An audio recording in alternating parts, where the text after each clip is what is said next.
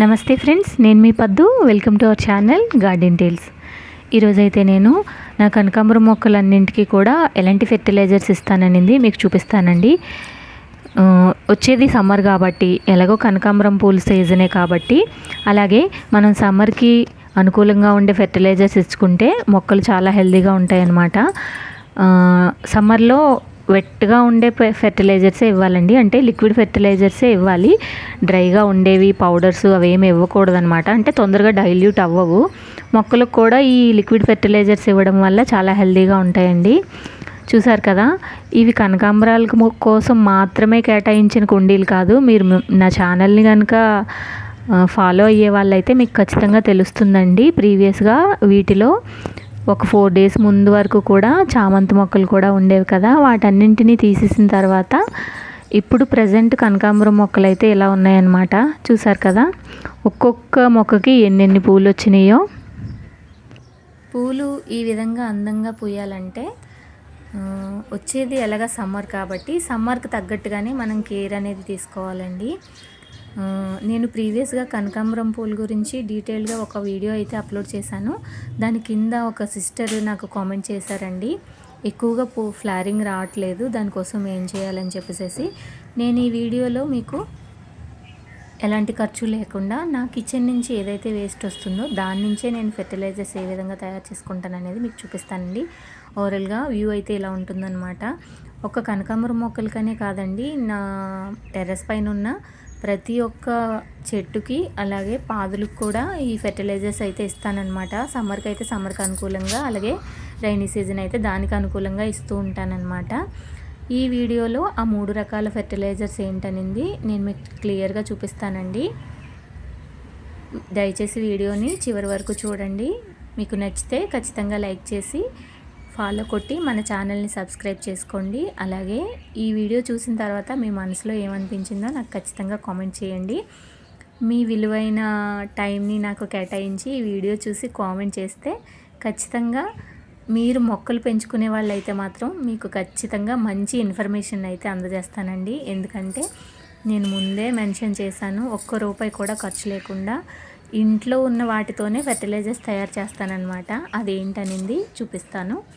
First one వచ్చేసేసి, ఇది నేను క్యారెట్ బీట్రూట్ డైలీ జ్యూస్ చేస్తూ ఉంటానండి. వాటి తాలూకా పీల్స్ ఉంటాయి కదా, అవి వాటర్లో నానబెట్టుకుంటాను. చూసారా కలర్ ఎంత బాగా వచ్చిందో. ఇది ఫ్లవరింగ్కి చాలా ఉపయోగపడుతుందండి. అలాగే ఏ కలర్ ఫ్లవర్ అయితే వాటిలో మరింత కలర్ వస్తుంది అనమాట, ఫ్లవర్ అనేది ఇంకా కలర్ఫుల్గా వస్తుంది అనమాట. ఈ ఫెర్టిలైజర్ ఇవ్వడం వల్ల చాలా బలంగా ఉంటాయి మొక్కలు అయితే.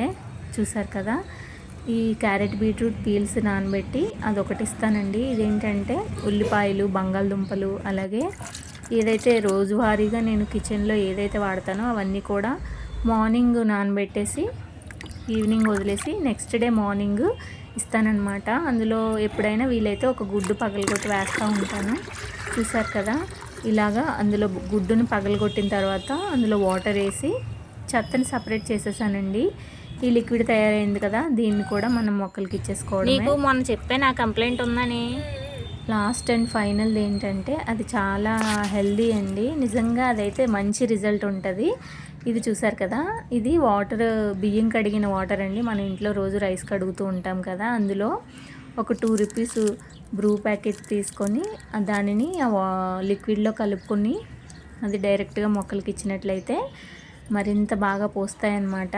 దీనివల్ల ఏంటంటే మనకి పురుగు అది పడుతూ ఉంటుంది కదండి, మొగ్గలకి కానీ, మందారం మొగ్గలకి కానీ, అలాగే ఏదైనా మొక్కలకి పురుగు పడుతూ ఉంటుంది కదా, పురుగు అనేది పట్టదండి. చేదు వల్ల పురుగు అంతా కూడా వదిలేస్తూ ఉంటుంది అనమాట. అలాగే చీమలు గుడ్లు పెడతా ఉంటాయి కదా, అది కూడా, దానికి కూడా మంచి రిజల్ట్ ఉంటుంది అనమాట.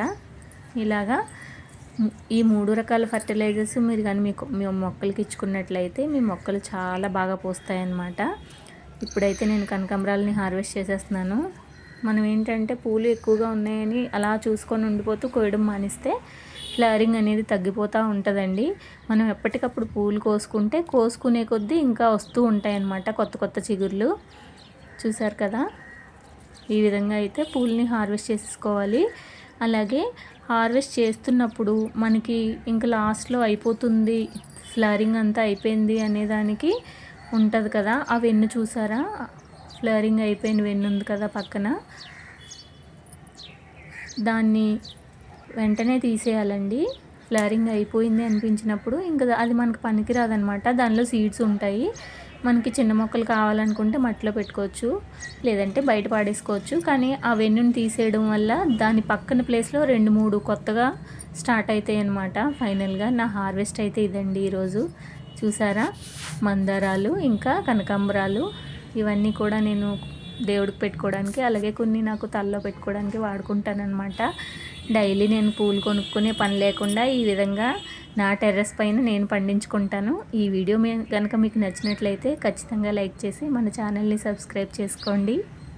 మరో మంచి వీడియోతో మళ్ళీ కలుస్తాను. అంతవరకు సెలవు. నమస్తే. Thank you for watching.